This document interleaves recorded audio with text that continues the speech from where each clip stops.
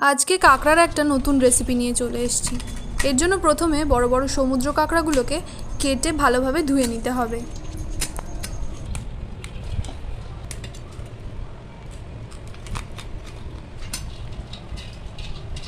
এভাবে সব কাঁকড়াগুলোকে কেটে নিয়ে ভালো করে ধুয়ে পরিষ্কার করে নিতে হবে। এরপর কাঁকড়াগুলোকে ভেজে নিতে হবে একটু নুন আর হলুদ দিয়ে।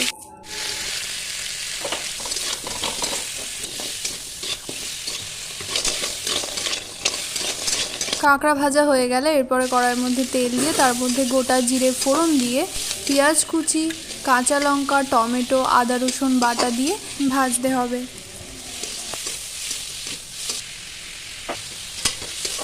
একটু ভাজা ভাজা হয়ে এলে এর মধ্যে লবণ, হলুদ গুঁড়ো, জিরে গুঁড়ো, ধনে গুঁড়ো আর লঙ্কা গুঁড়ো দিয়ে একটুখানি নাড়াচাড়া করতে হবে। মশলাগুলো ভালোভাবে ভাজা হয়ে গেলে এর মধ্যে ফেটিয়ে রাখা টক দই দিয়ে দিতে হবে আর তার সাথে একটু পরিমাণ মতো জল অ্যাড করে দিতে হবে।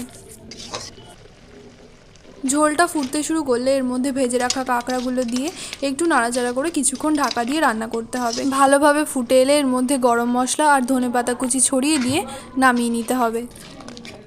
তৈরি হয়ে গেছে দই কাঁকড়া। রেসিপিটা ভালো লাগলে লাইক, শেয়ার আর সাবস্ক্রাইব করতে ভুলবেন না। আর আপনারাও বাড়িতে ঝটপট বানিয়ে ফেলুন।